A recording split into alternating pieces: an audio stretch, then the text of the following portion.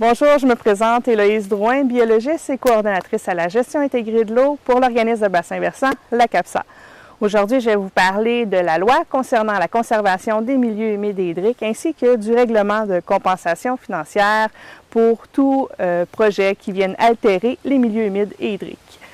Donc, tout d'abord, il faut savoir que les milieux humides et hydriques, c'est des milieux qui sont très importants, qui offrent une panoplie de services écologiques et de fonctions écologiques, tant au niveau économique, environnemental que faunique, au niveau de la biodiversité. Ils ont un rôle de premier plan pour la qualité et la quantité de l'eau, également pour les prévenir, pour agir contre la lutte contre les changements climatiques.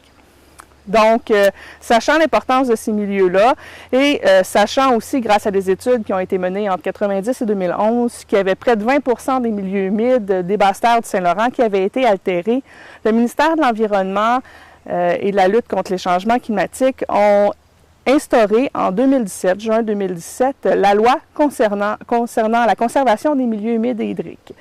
En fait, dans cette loi-là, c'est vraiment venu spécifier, modifier différentes autres lois. Donc, le cadre juridique a été élargi et c'est venu modifier la loi sur la qualité de l'environnement, la loi sur l'eau, la loi sur la conservation du patrimoine naturel et la loi sur l'aménagement et l'urbanisme. Les principaux points qui ont été modifiés dans ces lois-là, dans la loi sur la qualité de l'environnement, on est vraiment venu bien spécifier et définir les milieux humides et hydriques.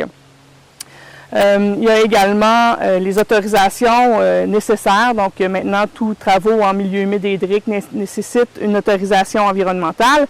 Et il y a également la compensation financière pour atteinte à ces milieux-là qui a été établie. Au niveau de la loi sur l'eau, on reconnaît les fonctions écologiques des milieux humides. Et les MRC se sont vus attribuer également le rôle d'élaborer un plan régional des milieux humides et hydriques qui va être décrit dans une autre capsule vidéo. Et les organismes de bassin versant, on doit maintenant élaborer des objectifs de conservation de milieux humides et hydriques qu'on doit inclure dans nos plans directeurs de l'eau. Donc, dans la loi sur la conservation du patrimoine naturel, il y a des mesures plus spécifiques là, en termes de conservation qui ont été émises. Et au niveau de la loi sur l'aménagement et l'urbanisme, eh bien, ça veille à ce que les MRC assurent la compatibilité entre le schéma d'aménagement et de développement avec les plans régionaux des milieux humides et hydriques.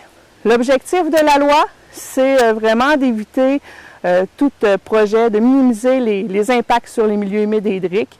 Donc, ils ont un objectif de zéro perte nette, c'est-à-dire que tout projet qui vont venir altérer les milieux humides et hydriques pour atteindre le zéro perte nette vont devoir payer une compensation financière pour permettre la restauration et la création de nouveaux milieux humides et hydriques, idéalement dans le même sous-bassin versant, même MRC, que ceux qui ont été altérés.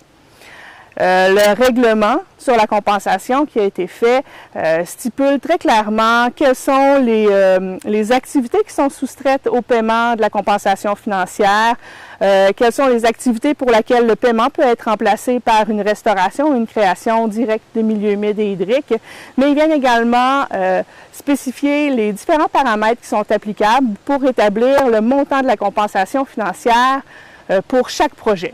Les critères qui permettent d'évaluer la compensation financière sont la valeur du terrain en mètres carrés, qui est évaluée en fonction de la valeur moyenne des terrains vacants dans la MRC ciblée.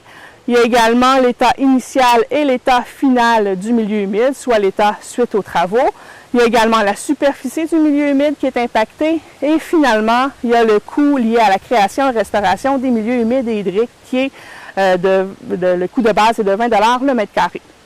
Donc, tout cet argent-là, de ces projets-là qui vont avoir un impact sur les milieux humides et hydriques, est versé dans le Fonds de protection de l'environnement et du domaine hydrique de l'État. Et puis, cet argent-là, comme je disais un peu plus tôt, va servir à recréer ou restaurer des milieux humides et hydriques, idéalement dans le même sous-bassin versant ou la même MRC où les milieux ont été altérés. Donc, pour en savoir davantage sur la loi sur la conservation des milieux humides et hydriques ou sur le règlement de compensation, je vous invite à consulter le site Internet du ministère de l'Environnement et de la lutte contre les changements climatiques à l'adresse apparaissant à votre écran. Je vous remercie.